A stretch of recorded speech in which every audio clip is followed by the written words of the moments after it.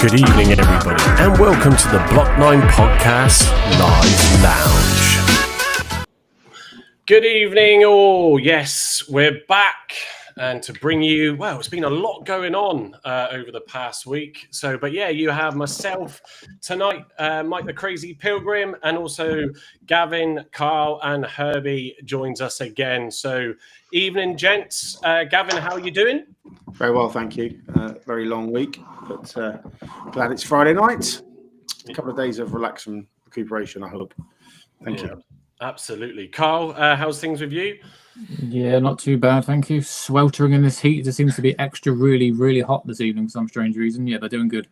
Yeah, muggy as well tomorrow, even with the sun out behind the clouds. And Herbie, it's been a while since you were last on, but it's good to have you back. And I'm sure you've filled your calendar with all these away fixtures and all these new grounds which we'll come on to that you'll get to visit this season. I think I've got like 18 new grounds or something, so I'm really looking forward to it. Yeah. Ironically, he's got a globe right behind him.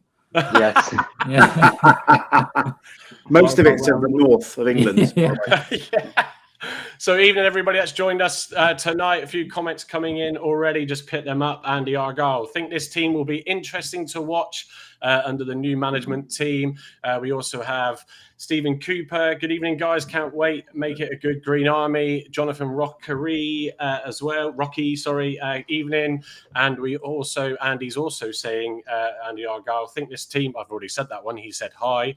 Apologies. Barry Evans, good evening, chap. So we got a few bits for you today, or tonight even. It has been a bit of a crazy week, and it's been a busy past 2 weeks even for me. I was up in Southampton as well at a software forum, which was a great day. And then all the WhatsApps are flying left, right, and centre with the fixtures coming out.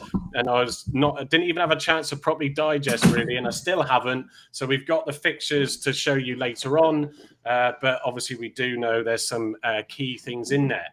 So before we get underway, two things. So firstly, for those that are new to us tonight, we are the Block 9 Podcast. Got Sophie with me watching in as well. Keep an eye on me, really. If you're new to us, we talk all things Argyle, and we like to bring you a different angle to things. So we do put up a presentation deck as we talk through some key things, and there's a few bits tonight to bring you. And no, it's not death by PowerPoint. I promise you that. I think we'll be on for about an hour tonight, with the stuff that we got to go through. We had a long one last time, which was really good. Lots to talk about. But yeah, I'm absolutely fired up and excited for the season. So I shall start off, as I tend to do for the live lounge, with the recent news of Argyle. You can also, as I link into that or segue into that, our new sort of Herbie and Emma AI news reporters that give you that sort of 2 to 3 minute Argyle news summary every Wednesday. Yes, it's a bit cheesy and a bit funny, and I don't think Herbie does have an American. I was going to say, I thought that was their real voices, Mike. Yeah. You're telling us it's AI.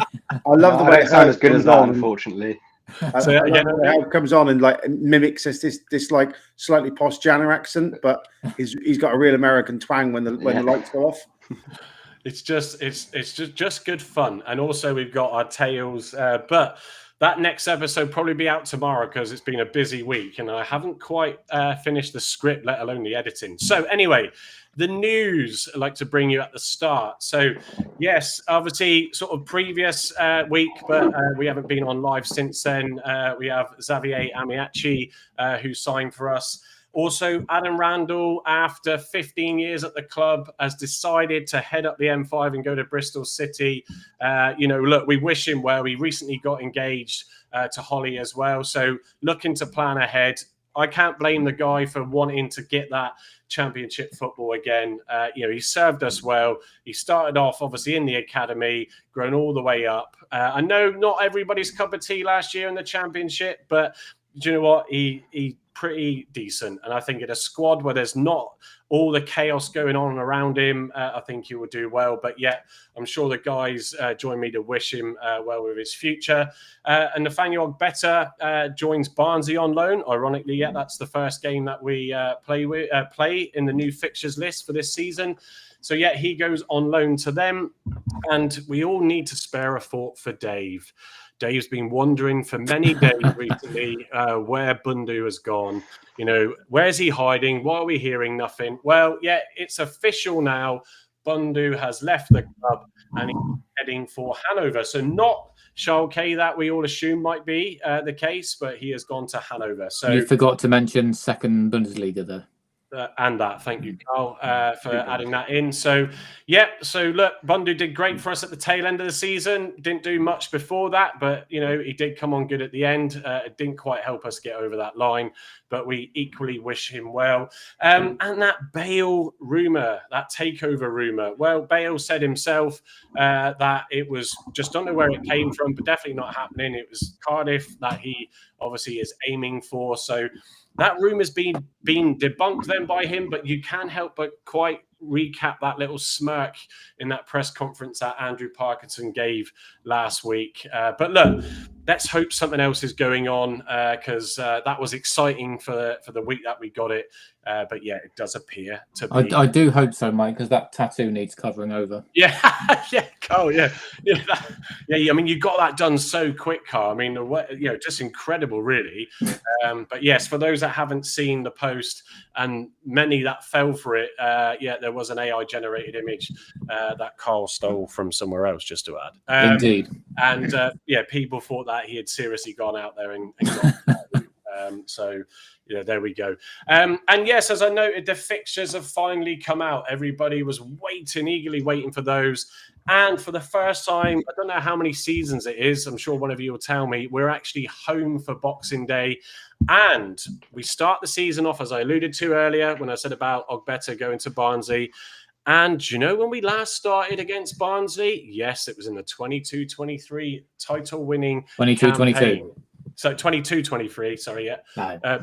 Title-winning campaign. So, yes, is that an omen? Who knows? So, right, let's crack on with the show. I'm just going to go through some more of the comments. So, what have we got here? Stephen Cooper again, very excited. Can't believe we got a home game on Boxing Day. Yeah, absolutely. Yeah, just another stat there, Mike. Sorry. Go on.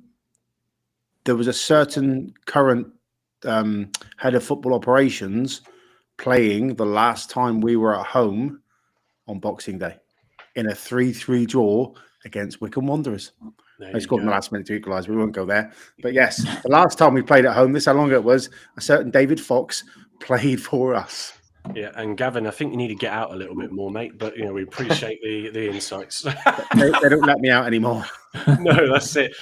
So what we got here, Andy Argyle again. There has been a trialist in tonight as well. Yeah, we'll touch upon that, and also another rumor. Also, Reese Whitford, evening. Would you rather Hallett splash the cash on 1 to 2 players or improve the squad over 5 or 6 small cash signings? We'll touch upon it, but knowing that Cleverly likes to bring youngsters through, there is that potential then that those 5 to 6 signings, and we haven't necessarily stopped yet, have we?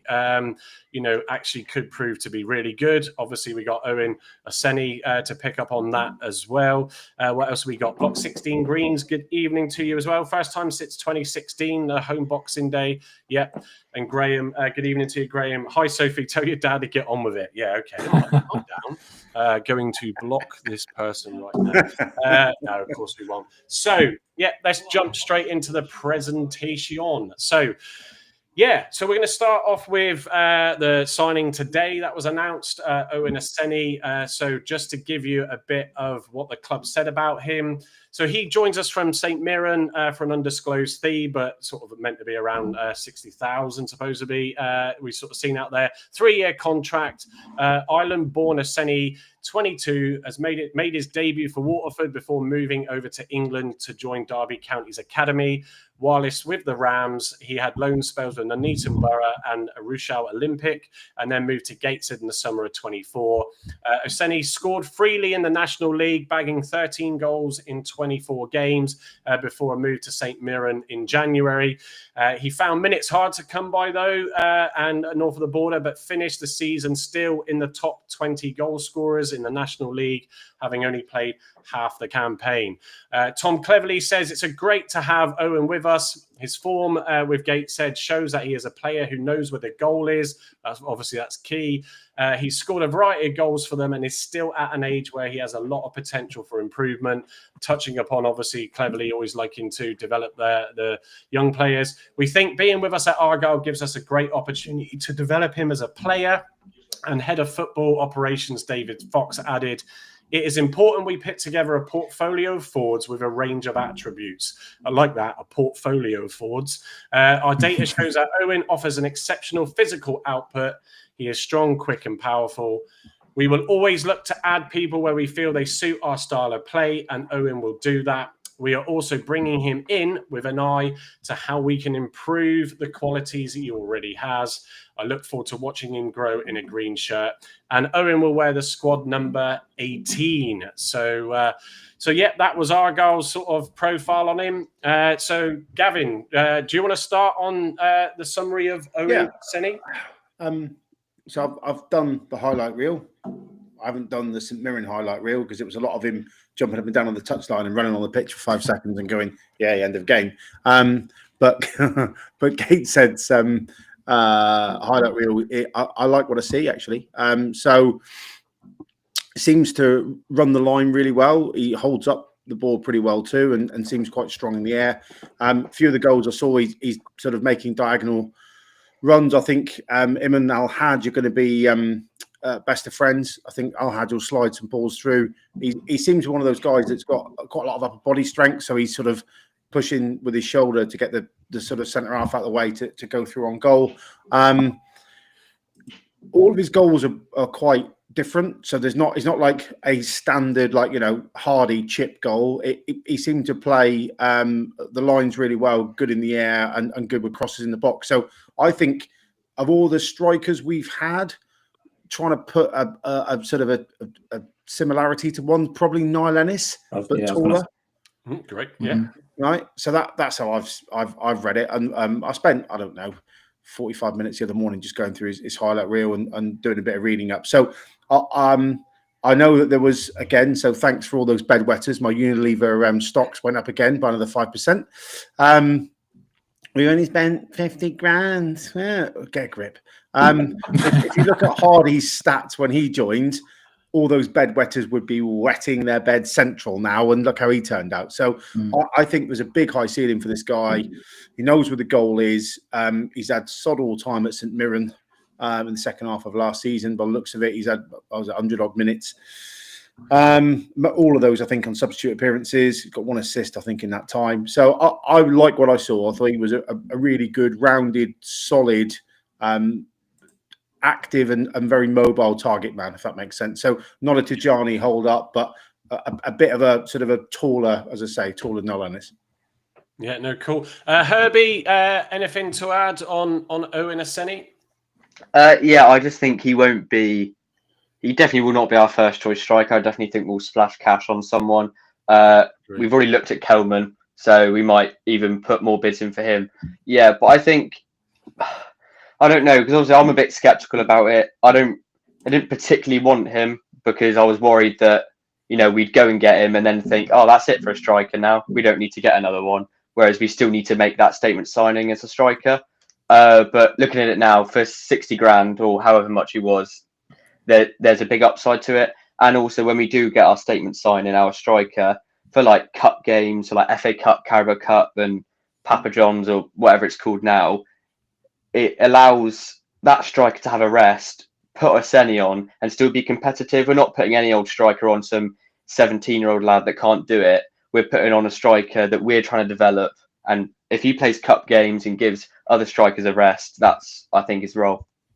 Yeah, no, I think that's a good shout. And I don't disagree. I saw you nodding there as well, Carl, that he's, you know, we're likely to get a bigger striker signing, and everybody wants a striker, don't they? So it'll be interesting to see what happens. But with the coffers, you know, it must be bulging out of Hallett's wallet, you know, to spend on that exciting player if we can tie someone down.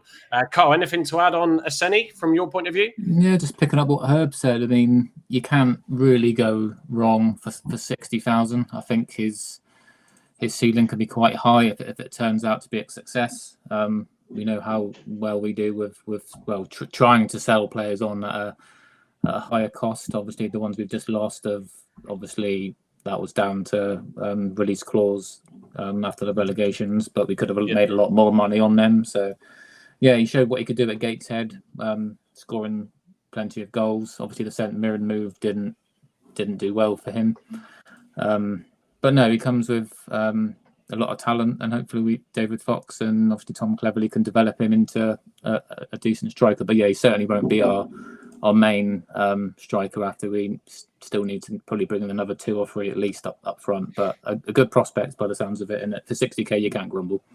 No, don't disagree. Just picking up on Stephen Cooper's comment, I think we should go for Ashley Barnes. Did hear there was some rumours, wasn't there, earlier in the week about that, which wouldn't be a bad shout coming back down.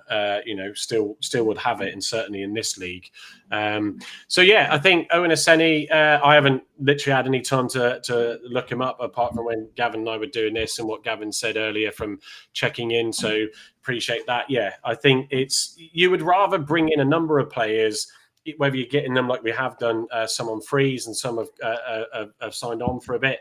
If you try and go out there and chase like all these decent players or try and just focus on that, you could get so lost in that, then you suddenly realize you're starting the season and God, we haven't actually signed anybody yet. So I get people's sort of ups and downs like Gavin's alluded to on where we haven't really invested. I think there is those targets that they're looking for, that they're sort of probably pitting bids in, and I do think we'll see 1 or 2 decent signings. GT says, "Evening Green Jet, good to see you in, GT." So Graham's view is no, he's horrible. I'm not sure if I think he might be referring to Ashley Barnes. I don't know. Well, it could be me. You never know. Yeah. So then we go on to Xavier Ameachi, obviously who signed last week. We haven't obviously talked about him on our pod, so we thought we'd do a player profile on him. Carl, do you want to just go through your thoughts on Xavier? Yeah, probably our most exciting signing of the summer, I would say, so far. Again, massive boots to fill with the number 10 shirts. We know what our number 10s have done in recent years. So he's going to have to face that early on. But yeah, I think he looks exciting. He came through at Arsenal, obviously, in his younger years, played alongside Smith Rowe and Saka. Obviously, they've gone on to have great careers. Obviously, it hasn't happened for him, but a lot of players seem to move over to Germany at a young age and seem to do well in those leagues and come back a bit stronger. So I'm really excited for him. He looks exciting. Again, cuts in very similar to Morgan used to do. Eye for goal. He looks quite talented. So I'm really looking forward to see what he can bring to us next season, alongside Al Hadj alongside him. But yeah, positive. Yeah, exactly. Yeah, no, he does. He is, I would say, not disagree, the exciting one so far. I mean, Herbie, your thoughts on Xavier? Yeah, just like Carl said, like having someone left-footed, the players on the right to cut in. Like we always have someone like that. It's good to have. He always can play centrally. I think I've seen like a few clips of him playing centrally. He can hit a ball really well as well. So as Carl said as well, he's probably one of our most exciting signings, definitely. Bless you. Yeah, no, exactly that. We were laughing, distracted with Voodoo's comment. I'll just pick up on the screen for those that are listening post the live. 60k is nothing. Carl spends more than that on his decking. It's not far off that, Voodoo, to be fair. God, especially when you keep painting it every bloody You've been summer. mugged off if you paid that for it. But yeah, Gavin, he is exciting. Another Arsenal Academy player, as well. So yeah, we've got a few of them in the side now, and you include Pleguezuelo as well. So from his early days, so got him in. Evening, Pleggy, if you're watching tonight, of course. But yeah, anything to add, Gavin, on just from the highlight reels I've seen, very technical. The ball at his feet can take a player on. Good touch, very good burst of pace as well. And as the guys have said, being able to probably do what Whittaker couldn't, which is go down the right and cross the ball with his right foot, but also cut back in on his left and have a ping at goal. exciting prospect. I think everyone's been moaning about, oh, we haven't replaced Whittaker, and we didn't. We have now. Yeah, well, hopefully, yeah. Wearing that number 10 shirt, absolutely. Yeah, on both fronts, 10 and it's, I think, very similar player. And we'll get a lot more space in League One than he would have done in Pleggy Friends, than he would have done in the Championship. Gavin's now lost it.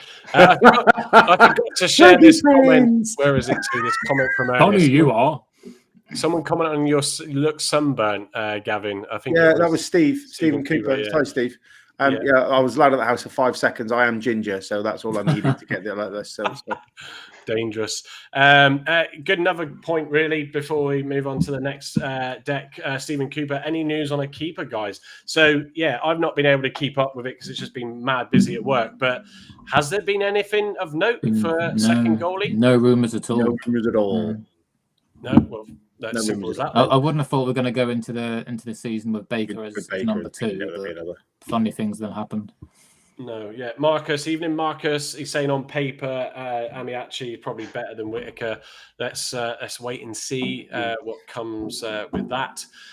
So next slide. So a bit cramped this one because it hit quite a bit in there. But we've been linked, as Carl was giving me the update with Gavin earlier. So yeah, Carl, I'll hand this one back to you. But Jake Richards, so an Exeter City Academy player, sort of 17 years old, has already made 32 senior appearances, 2 career goals and 2 assists, as you can see on the screen there.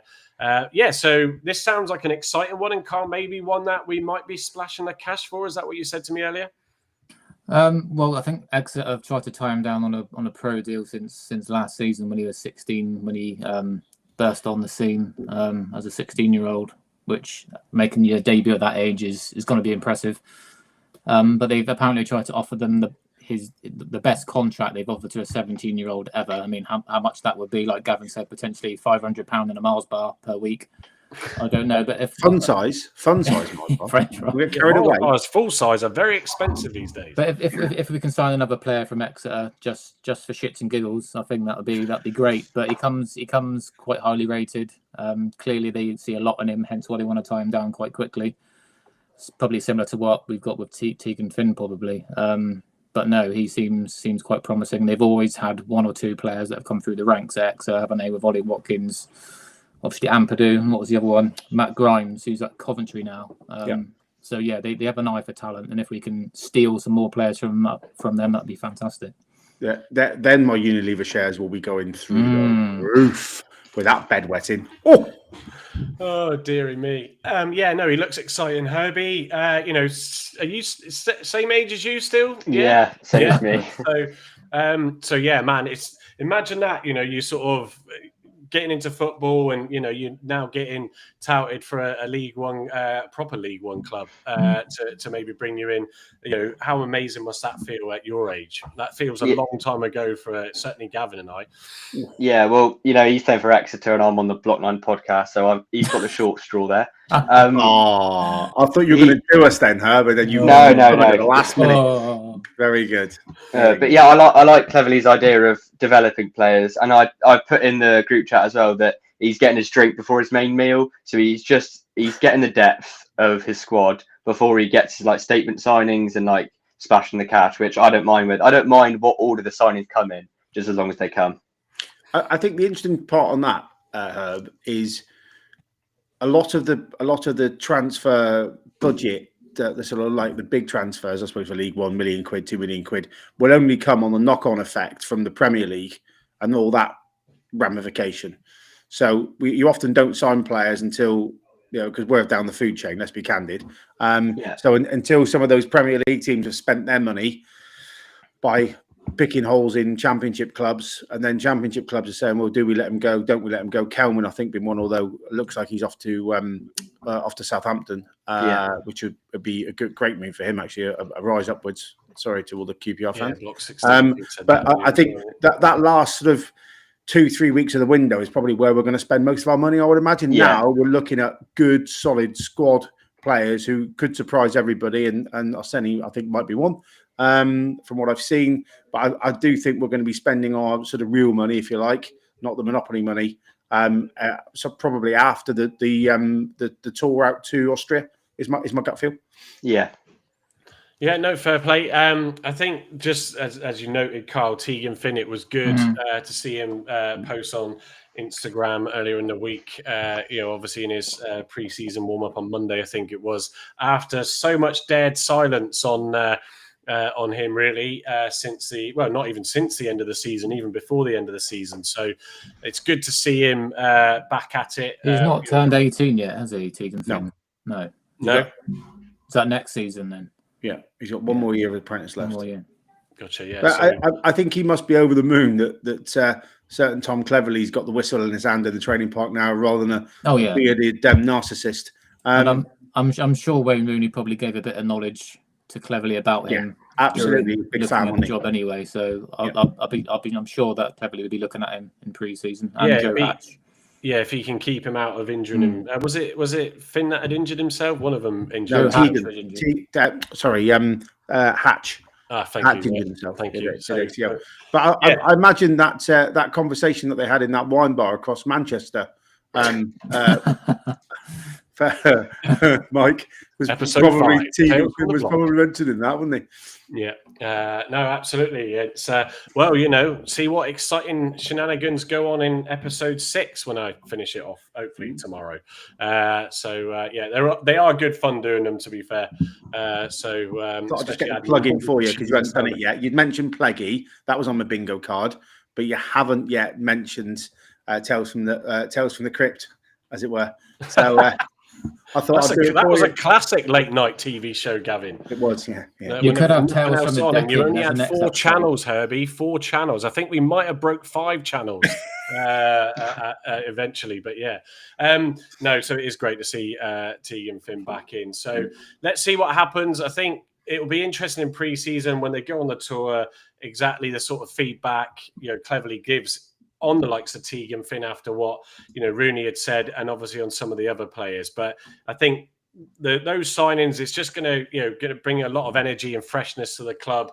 With a couple of the players that have moved on, sometimes you've got to have a bit of a reset, as we said on the last show. So that's a little bit of touching up on the sort of signings recently and what we think. I know there was a rumor of former Bristol City midfielder Ayman Benarus is currently on trial. Did I see a photo someone take with a player as well? That's Benarus. Yeah. So some middle-aged lady who seems to be doing what you two did for a little while, hanging around the players' gate at the Mayflower. She gets things signed for charity. She's up there quite regularly. Apologies then. There's me saying she's some kind of stalker, but she's actually doing charitable work. My sincere apologies. I suppose you do have to be a bit stalkerish to get these things done, but yeah. Yeah, no, absolutely. So Gavin has put together in our presentation deck Tom Cleverley's 4-2-3-1 tactical blueprint, structure, press, and execution. So this is where you need to sit upright, grab your coffee, and pay attention as Gavin takes you through his impression of what we can expect to see. So Gavin, over to you. Right, so now I've finally watched some Watford games, which is, well, when I say games, extended highlights. What's really interesting is, when we played really well last year under that man who's off to Germany to Bundesliga, we won't mention, where we had really quick passing up the pitch and we're playing down the flanks. It's not too dissimilar, I have to say, right? So when my first reaction when we had James on from Watford was, is this an amalgamation, a squash of Miron ball and Rooney ball? And he said, yeah, broadly. Now I've done my research. That was pretty spot on for someone who just winged that together and said that sounds quite nice, doesn't it? Genuinely, a lot of playing around. Sorry, last time I did this. Sorry, you're right. You did. In fairness, I should shut up now. You want to put Voodoo's comment up before I carry on? I've just seen it. I was reading some of the others. Voodoo said last time Gavin did this, the gaffer resigned 24 hours later. Then we'll just throw Gavin in there, Voodoo. Yeah, well, there we go. It is what it is. I could get it on my schedule. But all joking aside, it looks like the team seems to they play a 4-2-3-1. 2 pivots in front of the back 4. Wing backs try and get forward and overlap those front 3 midfielders, the 2 wider ones anyway, as much as possible to get balls in the box. With those 2 pivot players, they don't seem to lose much in the midfield because without a possession, they seem to form a bit of a diamond, which kind of does that Miron thing of squashing together the middle of the field and giving the opposition the wide channels. God, I do sound like what I'm talking about. In possession, the 2 wing backs. So I think having Bally and McKenzie and Saranola, and to a lesser extent our illustrious leader, Mr. Edwards, bombing on, I think would be a really good thing. I think that's fantastic.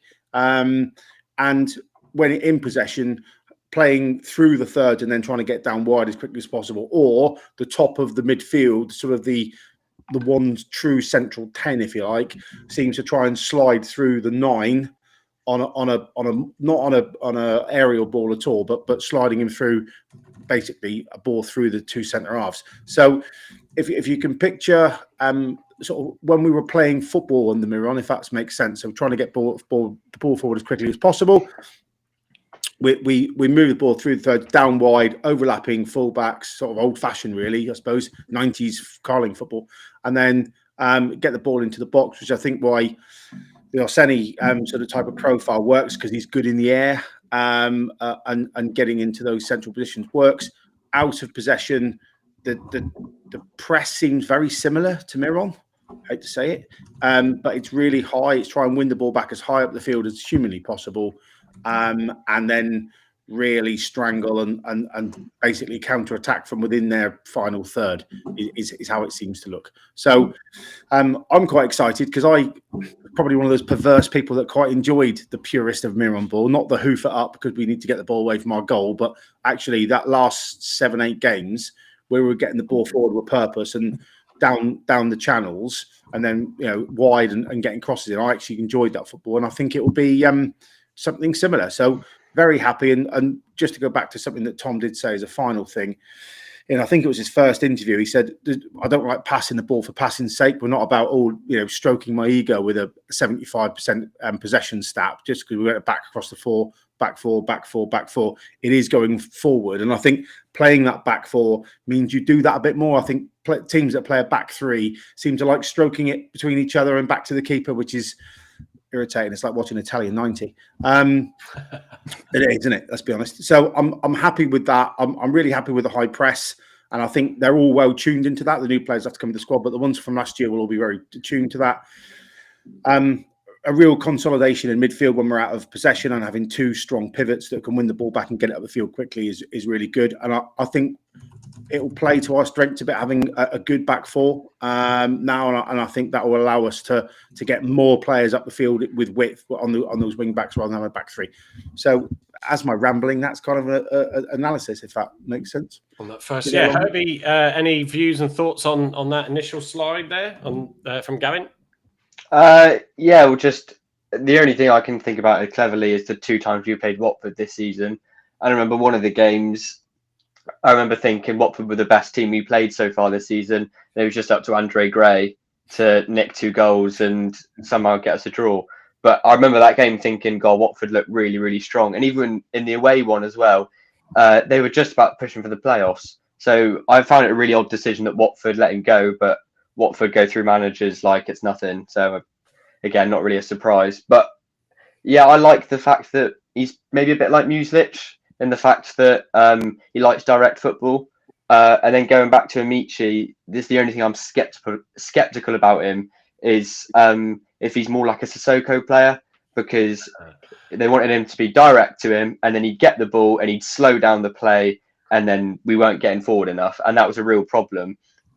So maybe that could be an issue, but if Cleverley can get that out of him and just get him to be direct and beat his man and cross it in or have a shot, then I think it will go well. But yeah, it's just certain players that I feel that could hold up the ball and stop him playing the way he wants to.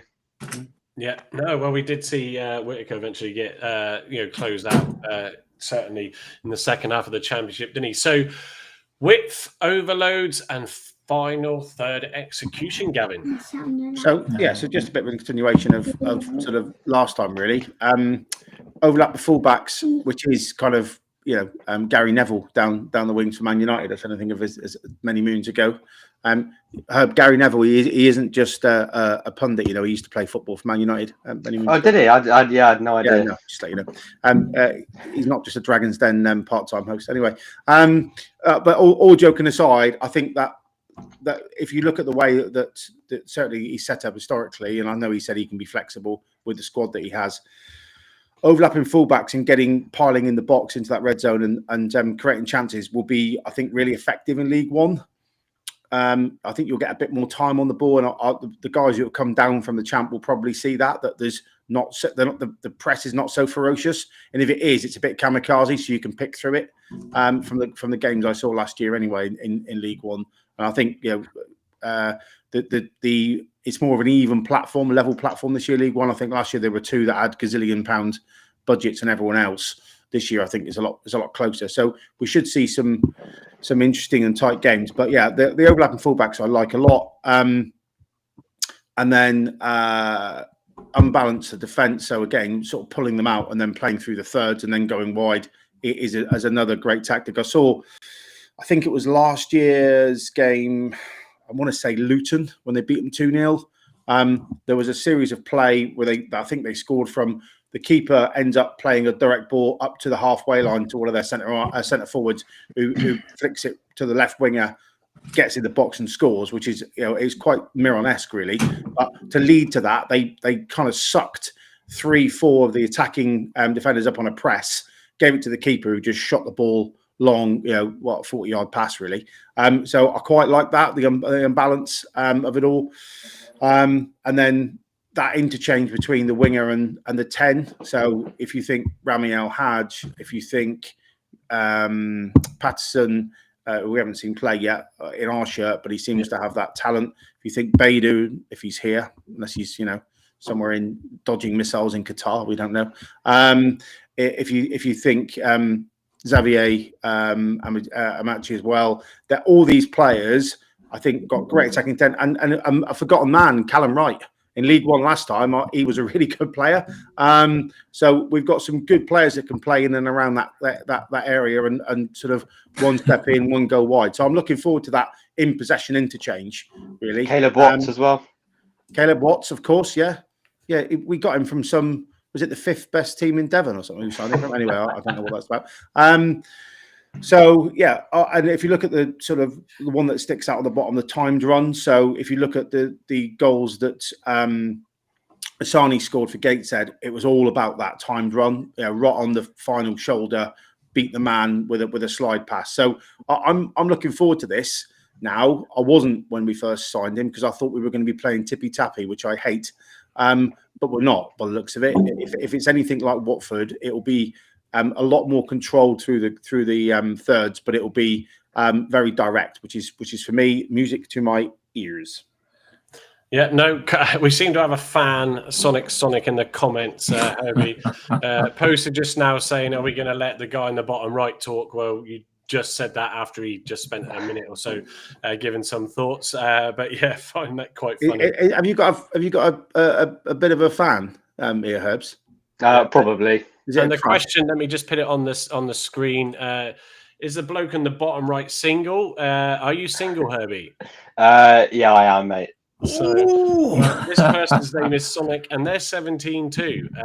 Would he be interested? Anyway, we'll leave. Send them my Twitter; they'll be all right. Voodoo in the comment just saying, "How has Beidou picked pre-season week for his wedding?" Yeah, that's a good point. If that is the case, didn't see that one. Yeah, too true. And then we do have. Where is it to? Saw another comment up here.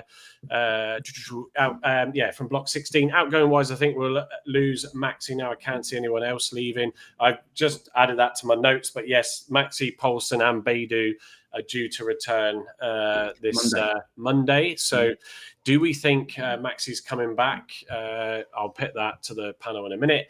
But yeah, Carl, anything, with that summary of, Sophie tries to shove blue tack in my face, anything from that summary then that you want to touch on? No, I think you guys have covered it, to be fair. Gavin's covered it. Yeah, Gavin's repeated it. I think I'll just be going over what he said already. So yeah, just move on to the next slide, mate. Yeah. So so the squad watch, the 4-2-3-1 as we come on to the last slide of the deck. So go for it then, Gavin. This is. I know we've done 3 incarnations of this now, and my first research was a back 3. It was kind of a 3-5-2, I think. This seems to be now, from the interviews that Tom's given, his sort of setting out his stall formation, 4-2-3-1. So I've had a go at putting a side together. The centre forward was probably the easiest selection headache. It was either Joe Hatch or it was our new signing, Owen Oseni. But just to sort of give you a flavour, really, of what I've been discussing, if you've got Mackenzie and Mumba in this instance, I've selected them in this formation as the wing backs, and I've got obviously Julio Pleguizelo, because we're all Pleggy friends. In this side as captain, actually, I should have put a C next to his name, with Cornell Such, with the fact that we probably don't think Maxi's going to be here in the squad. 2 holding midfielders, in this instance, select Ibrahim and Boateng to win the ball back, and then those interchangeables, I suppose, of Patterson, Al-Hajj and Ameachi up front. So it looks like this is the formation we're going to play. It gives us, I think, compactness out of possession to stop them coming through the middle. But in possession, it means Mackenzie and Ballymumble will try and overlap Ameachi and Patterson to get crosses in the box and get Oseni and El-Hajj and maybe Boateng and Ibrahim banging through into the box and scoring off the crosses. So it seems like a very good, Pleggy friends love that again. It seems like a good formation. What it does mean, though, if you look at the squad, is that the centre half population, Galloway, Such, Maxi, Pleggy, Palson or Matthews, we've got a few. Now, I know Galloway can play left back, but I don't think there's probably a stretch for him to say he can play left wing back, I would say. And I would probably say that Palson can play right back, but he probably can't play right wing back. Well, we know he can't because he tried it under Rooney and it was a categorical disaster. So there's a lot of centre halves there. So if we do lose Maxi, are we bringing in another one? Is probably a question to the population. So does your gut say that Maxi isn't going to come back? I know obviously with what he put out the other week, was not necessarily very professional, and sort of he will lose a bit of credit. Love watching him since he's joined, but if he is trying to force his move, it's not ideal. But I would love to see him back in a green shirt. I think it's hard to come back to a club when you're publicly whoring yourself on Instagram week in, week out, saying someone come and take me. He got Emma's pulse racing, didn't he? Didn't he ever? Didn't he ever? Yeah. I must admit, I had a little twitch myself seeing that. He was properly pumping some iron in the gym, wasn't he? Bless him. Did your glasses steam up, Gav? Just a touch, yeah. I'll blame the humidity, but it was nothing to do with that. So if he comes back Monday, it's going to be interesting. But I think if we do get any more video shots of day, whatever it's going to be, 8 or 9 in training, what happened down at Maxi's flat, I don't know. He doesn't live near me, Voodoo. He lives in that ruffian part called the William Yard. So I've got no idea. You could probably see him from Rooney's old flat window, that sort of roll top bath. But anyway, that's a different story. So centre halves, I think we've got plenty. Whether we try another one, I don't know. I suppose Galloway's fitness is always going to be in question because he seems to spend at least half a season on the physio couch. So we'll see there. But I think Palson's very strong for this league. Such be very, very strong for this league. In fact, they're all fine. The only question mark could be Matthews, who's had a bit of time, I think, at Torquay. Holding midfielders, obviously, slip of the tongue there. I've left Randell in. Oops, there's a typo. So no Randell anymore. Yeah, I must admit, I did notice that, and I'm just conscious of you not repeating yourself. No. I'm just thinking here on the holding two. Yeah, is there going to be any more coming in based on the fact that we've only basically got 3 players? Oh, I would say we got to replace Randell, surely. Yeah. The guy from Bristol is a left-sided midfielder, isn't he? Yeah, but again, with 11 appearances in 4 years, we can't pin all our hopes on him either. He's got a better appearance than Galloway. Well, 4 years, Galloway's played more than 11 better, times in better 4 appearance years, on the surely. physio bench than Galloway. Should I put it that way?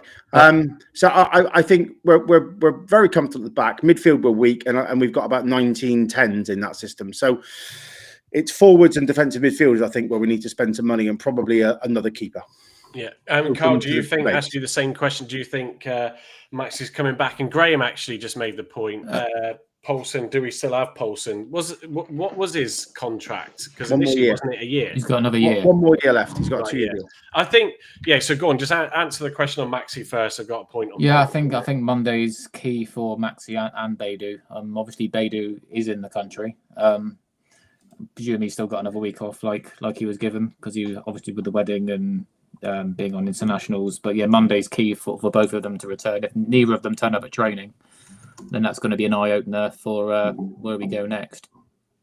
Yeah, I think on. I think we'd all love Maxi to stay because he's a brilliant defender, and I think in League One, not many strikers are going to get past him. But I think, again, will he have a relegation clause in his contract like Randell and Hardy have? Probably, I presume so. So he probably will go for a pittance anyway, which would be a shame. But yeah, I would love him to stay. Yeah, just quickly, because he's jumped into the lobby. He wasn't due on tonight, but just not to disappoint Stephen Cooper, who just asked a question about, I think it was you, Stephen, about getting Harvey on. He was on last week, and he will look to join more regularly as well. But let's bring in...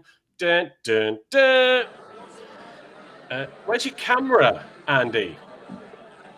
Maybe he's just doing audio, is he? He's probably had 19 pints as well. Andy, are you there? Andy? Oh, we're going to kick him out, folks. There you go. He wanted to come in and say hello, and he couldn't be bothered.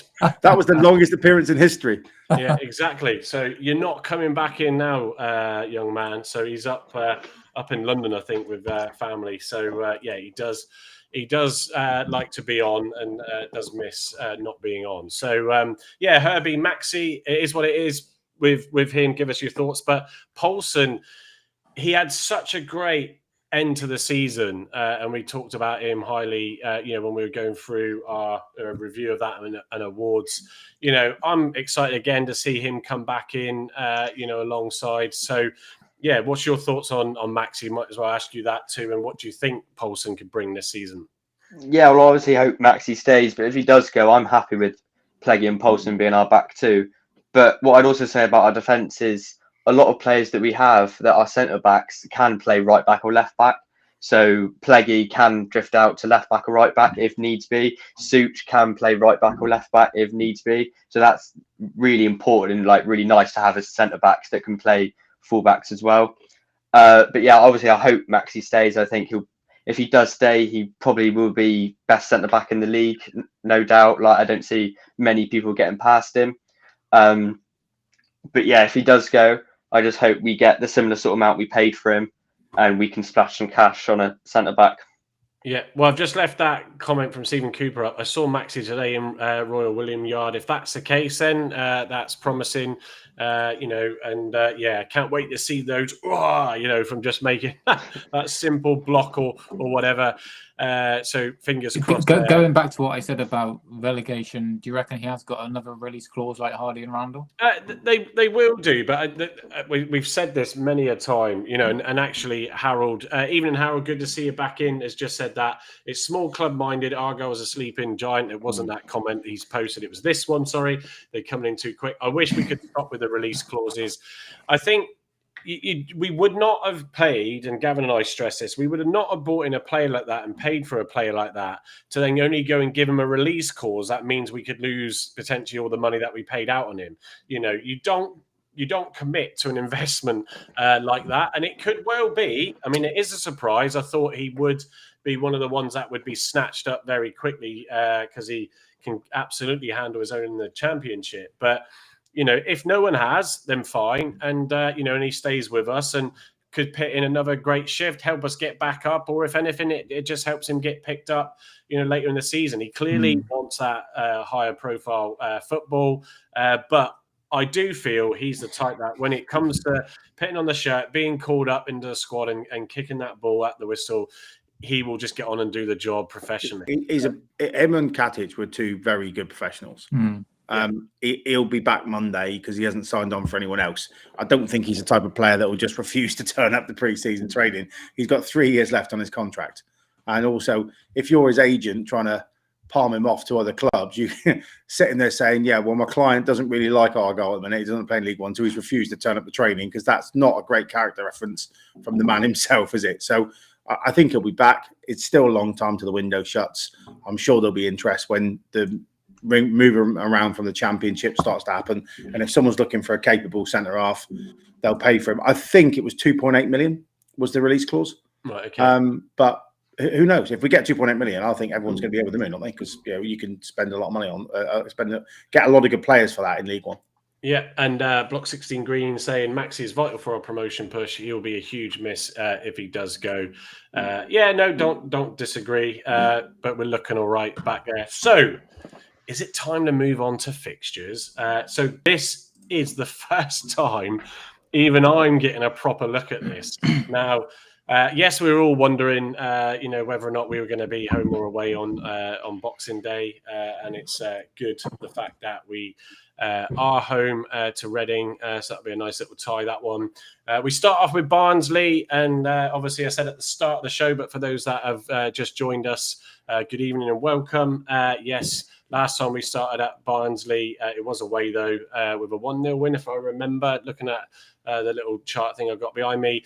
We then obviously went on to win promotion. So, is what sort of standouts, Herbie, I said at the start, you've obviously keen to get to a lot of away games, a bit like Harvey, England, who joins us every now and then, will join us more this season as well. He will be doing the same, so you'll see each other, no doubt, a lot. But what are the standout fixtures that you can't wait to get to? What, away games specifically? Yeah. Even before the fixtures came out, I was talking to Dad, and he said, what is the away game you're looking forward to the most? And I said Bolton away. And the fact it's our first one is just, that's an absolute blessing. I'm looking forward to Bolton. Exeter away, obviously, I'm looking forward to as well. There are so many new grounds that I haven't done. Promotion party in Northampton, that'll be really fun. Actually, on Northampton, Harv. So my in-laws are from Kettering, so I will see if that's a potential one to get up to as well. Actually, yeah, it's a bit weird being away on New Year's Day as well, so I can't really go to a New Year's Eve party and stay out till 2 and then get a coach at like 4 o'clock. So that can't really happen. Gavin and Carl staying out till 2, eh? Those were the days, weren't they? Down at Ritzy, Gavin, warehouse, all that jazz on Union Street. Yeah, it's not 1800s anymore though. Especially Exeter at home as well in April. I mean, we could realistically, if we were to clinch promotion against Exeter at home, I think that would just be one of the greatest days. And send them down at the same time. Yeah, and send them down. Yeah, no, it's we're looking at the Exeter fixtures for those that are just listening and I haven't seen them. So the away game is October the 25th.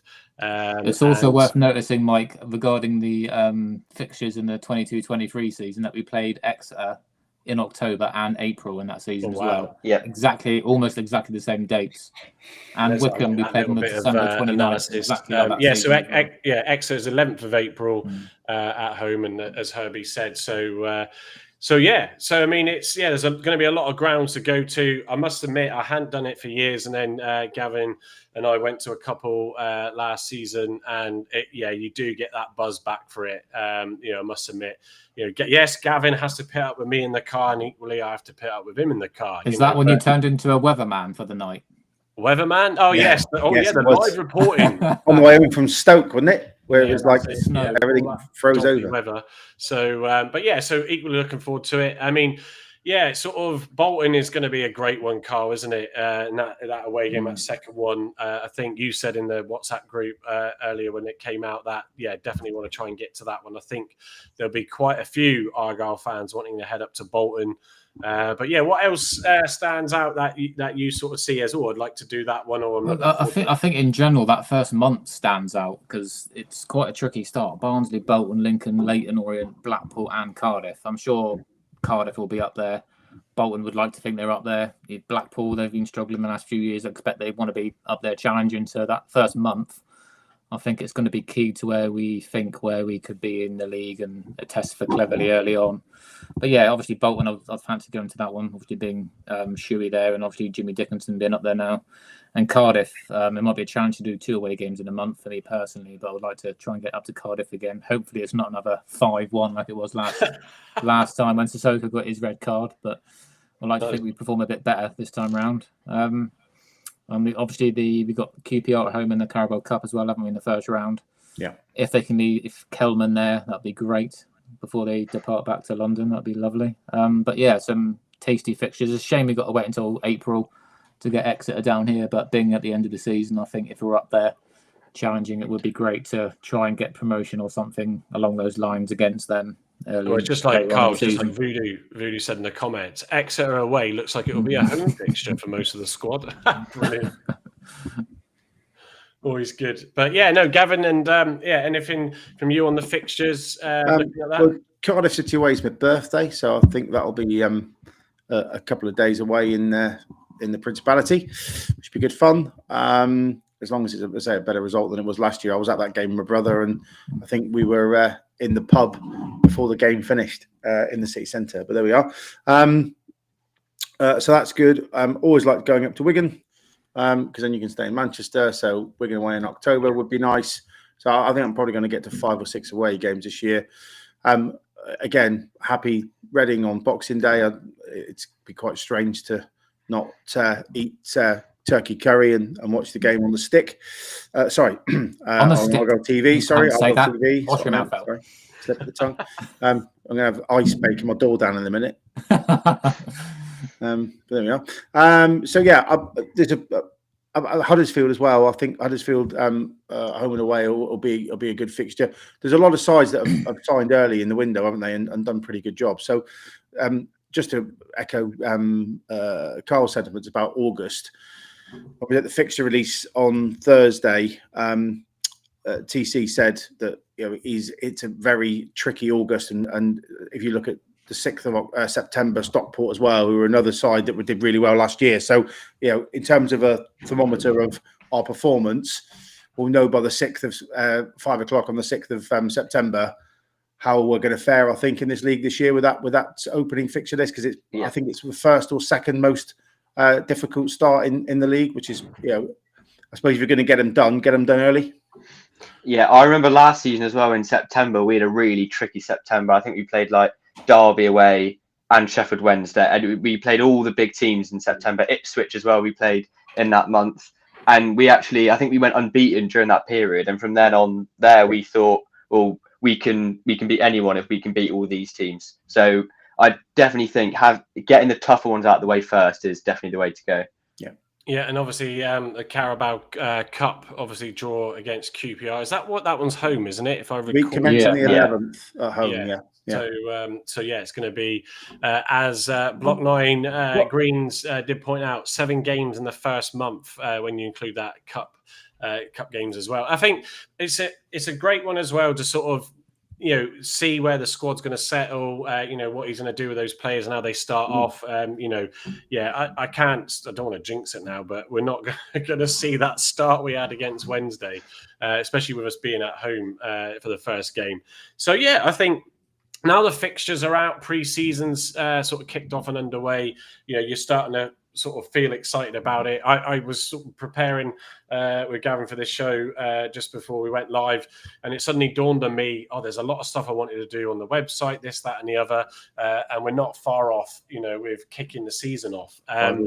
It's been a mental year at work for me, so excited now and really good. So it has held things up, and someone needs to tell me to stop playing with these AI tools and creating all these additional features, but I enjoy doing it and bringing that content out. But a couple in there, for me, with my dad, sort of lives in Wimbledon, lives in London. So, looking at Wimbledon, the Northampton one, the fact that is the last game at the end of the season away, will be a good one to go up with the family for that weekend and go to that match. So, it does.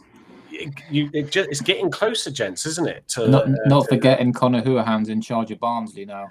Yeah. Sorry, Carl. Good thing to point out there. It'd be interesting to see how he does first season in management. Is Cosgrove still at Barnsley as well, or is he gone now? Yeah, he's at Stockport, I think. He's gone to Stockport, is he? Okay. So 4-0 win for the first game for Block 16 Greens, the reverse of last season. Pilgrim PT. So he's back. Evening, boys. What have I missed? Well, turn up now. Watch it back tomorrow. So just back. It is Pilgrim Pete. That's just come back from his American trip, isn't it? If I recall correctly. Yeah, he went to the States. Yeah, so what a fabulous trip, and he went to amongst many places. Went to Chicago, which I've been fortunate to do twice on business for about 4 days, and even the spells that you get to have in the evenings and before flying back just to explore a bit of the city. Just absolutely loved it, and if I can go back there again for a proper holiday. If I can do what you did, PE, with all that trip, that was huge and it would be incredible. So, yeah, good to see you back in. I know trying to catch up with some of the pod stuff while he was away. What else have we got in here? Marcus is saying, do you reckon Nathan Lowe will be that statement signing? Herbie, give that one to you. Is he? I think he might be the person from Walsall. Is that right? He was on loan at Walsall, yeah. He scored loads of. It was him and Jamil Matt up front. Obviously, we had Jamil Matt as well. Yeah, I wouldn't mind him. I think it was him and Jatta were like near the top in League Two for top goal scorers. So if we just want to get the best League Two top goal scorers, I'm happy with that. Yeah, no, sounds good. So I think we thought tonight might be around that hour mark, and yeah, with the countdown excluded, it's just literally over that. Steve just popped in with a comment. Evening, Steve. I just got home from work. Hopefully, ain't missed much. What is it with you and Petey and being late tonight, eh? And Marcus, I just told him to get on. Yeah. So, like I said, just as a little shout out. So tomorrow, this will come out possibly by lunchtime. I might even try and see if I can finish it off tonight. It does take a bit of work to do it. But and there's obviously been some action today, so I just need to add a couple of more scenes to the script. But the episode 6, is it now, of Tales from the Block will come out tomorrow. And look forward to that one. Like I said, it's great fun doing it. And you can add, it's just your creative mind really to it. So I enjoy doing that and getting it out there. So please go give it a watch. Please give it a review, as well as the Block 9 podcast on your favorite podcast channel. So we will get this recording up and out for those that can't watch us live and like to listen in. Always appreciated. So yes, you can find us on YouTube, X, and Facebook and all that jazz, Blue Sky. So go give us a like and a follow. It all helps. And we do have, let me just bring it up. We've got something, just going to go and, because we thought about it just before going live, or I remembered it just before going live. So let me find it. So we thought, let's do a competition. So we've got a few ideas that we're going to sort of do as we kickstart the season. So Gavin had a signed shirt from the end of last season, and we are going to give that away. There we go. He's holding it up for you there. So, it's got pretty much everybody's signatures on there, so including those that have left at the end of this season. So there's a bit more of a memento there for everybody. So I will set out a competition post on our channel for you to enter. And of course it will be, please follow us, like and share and tag friends in. Everything helps the way you can for us to grow the podcast. It takes a lot of effort to put these things in, and we do enjoy doing it. So any support that you can give to us for that will be much appreciated. So we will give that shirt away. And we might have a few other little goodies up our sleeve as we start to get towards the season. I think second prize should be an evening out with Herbie. A wine and dine session with Sonic. Surely that's better, isn't it? No. We can't go out yet because he's not 18. He can have a soft drink and sit at the pub with a bacon frazzles packet of, or have a nice meal. Don't worry. all good. Yeah. My first away game when I'm 18 is Mansfield away, so I think I need a drink there anyway. So. Oh, Mansfield away. What date is it on? So my birthday is on the 29th of September, which is a bit annoying because apparently Burton Albion, they're the brewers. Apparently they do a great beer, but I'm not 18 for that one. Yeah, so Mansfield away is going to be my first 18 away game. Love it. So there's only about 3 chromosomes in the whole of Mansfield. That was just Ben Wayne, wasn't it? Yeah. That shallow, you couldn't drown in it. So good luck. They're all related. So you'll be fine. It'll be like a big family party. Yeah, absolutely. So so folks, we shall put out that competition and give that away. And we might sneak in the odd bit of Block 9 merchandise in there, and we will have some more stuff coming. I've got some graphics to put on shirts. We showed you that with Andy last week as well. So I've got some spare deck and paint if you want to put that for a raffle. Hey, it's worth raffling. I mean, if he spent 60 grand on it, Voodoo. Yeah. He bought 1,000 litres and he used 999.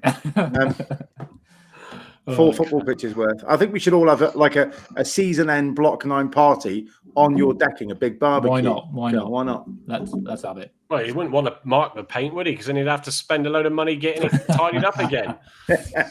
So, but no, look, really great having you all on. Even Sophie's lasted the whole show with me tonight. Well done. Bless her. It is a Friday night, so they can stay up a bit later, can't they? So look, Stephen Cooper, well done, guys. Great pod. Cheers. Come on, you Greens. Yeah, it feels like that now. Getting really excited for it. We will look and see how the week pans out before we come on to do schedule our next one in. We don't just want to do these shows for the sake of it. So as we build up to pre-season, and also, when does the Austria trip start? Remind me. 3 weeks.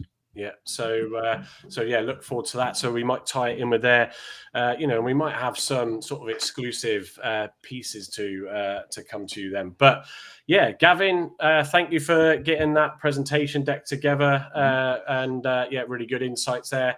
Carl and Herbie, good to have you back in, Herbie. I'm sure we'll get Andy back in when we're next doing the run. But yeah, we do like to mix it up. Emma, for those female watchers that we have, Emma has tried to get in, but it's just shifts. She is a paramedic, hence X hashtag paramedic Emma. So a bit like Carl, really, it can just fluctuate whether or not she can actually get on. But we do want to do that. And also we'd like to get some more ladies involved with Emma on the show where we can. So we want to sort of mix it up with some additional content. So if there's any of you watching, or if there's any of you that know anyone that would be up for that, please drop us a DM on our X account, and we shall pick that up with Emma. But yeah, other than that, have a great weekend. It's going to be muggy tomorrow, even though the clouds will be covering that sun. It's feeling that now. But yeah, let's see what else they've got in for us signing wise in the coming days, and then we'll catch up with you.